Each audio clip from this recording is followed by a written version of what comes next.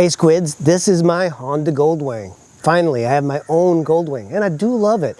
I have no plans on selling it, which is weird. And it's the GL 1100. Some consider it to be one of the most reliable, and actually, the most miles accumulated on a motorcycle have been a GL 1100. But there is one thing that annoys me about this bike, and I'll tell you about it in a little bit.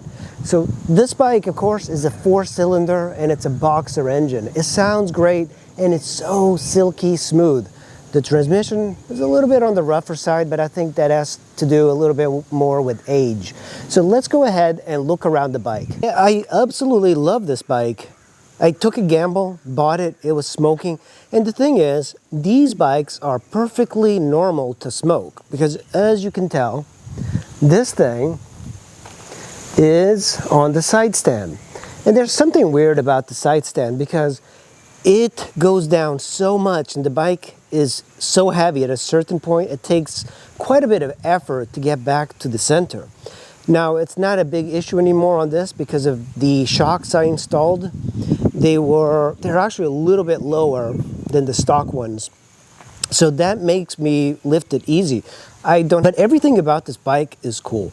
Just look at the profile from the front.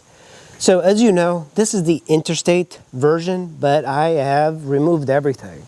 And the one downside from interstate, the standard version, is that you lose some of that really nice sound because you get bombarded by the wind. But I do plan on getting some handlebars and a small windscreen. That way I can hear the engine just a little bit more.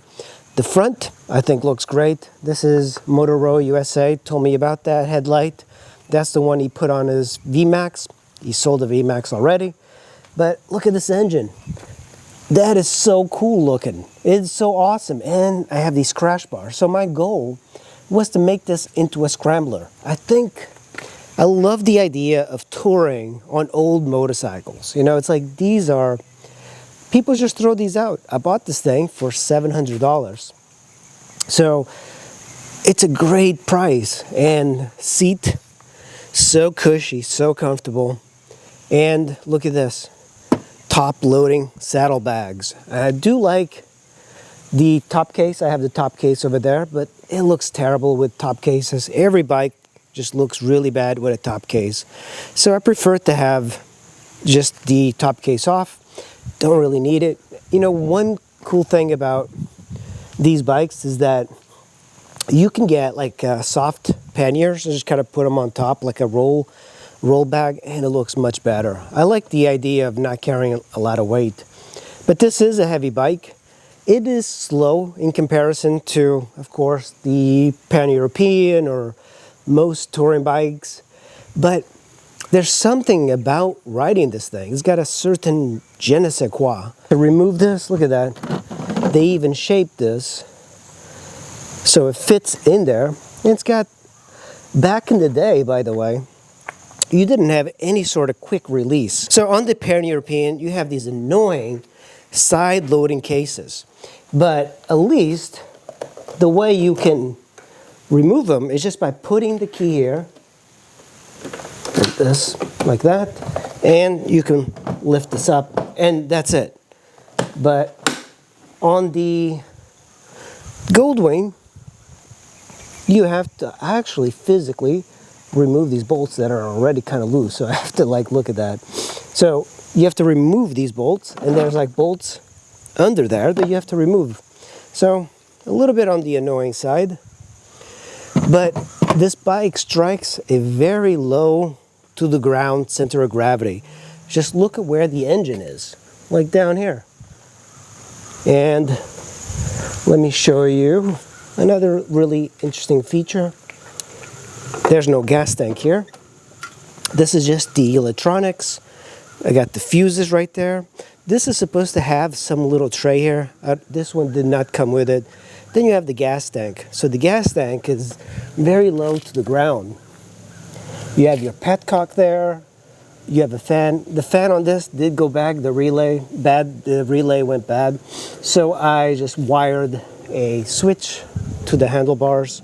Start it up for you guys so you can hear this thing roar. You know, like for me, there's a lot of classic car meetups here, and I like to take this thing on there. You know, I gotta remove this. It kind of looks really bad with that.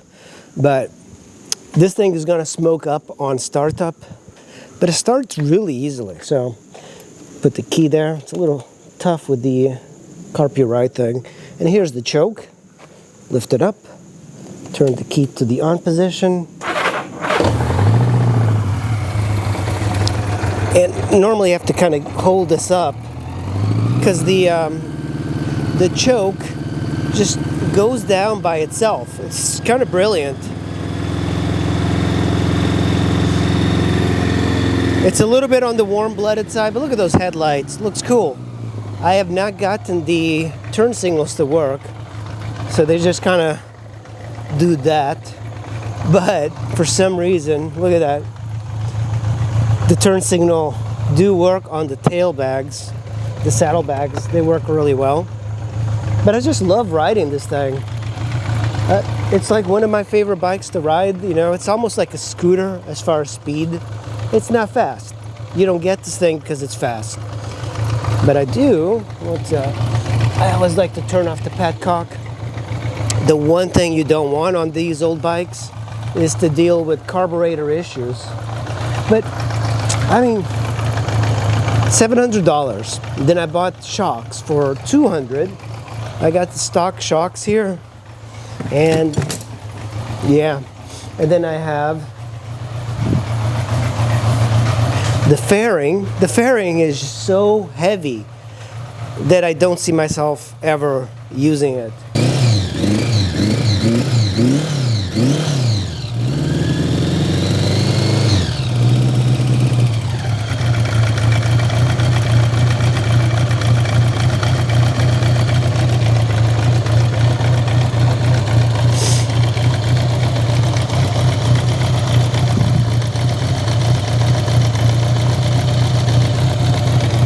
One thing that I told you guys that I don't like about this bike is the tank. The gas range is terrible, 120 miles, and you already have to fill up. I don't know why it's so short, but when you compare it to the ST1300, you're talking about 240, 250 miles before you fill up. Well, that's the video today, guys. If you like the content, make sure you hit like, subscribe, and that bell for alerts. It really helps out the channel, and if you have any questions or comments, post in the comments below. I really appreciate you guys watching, and I'll see you in the next video. Bye.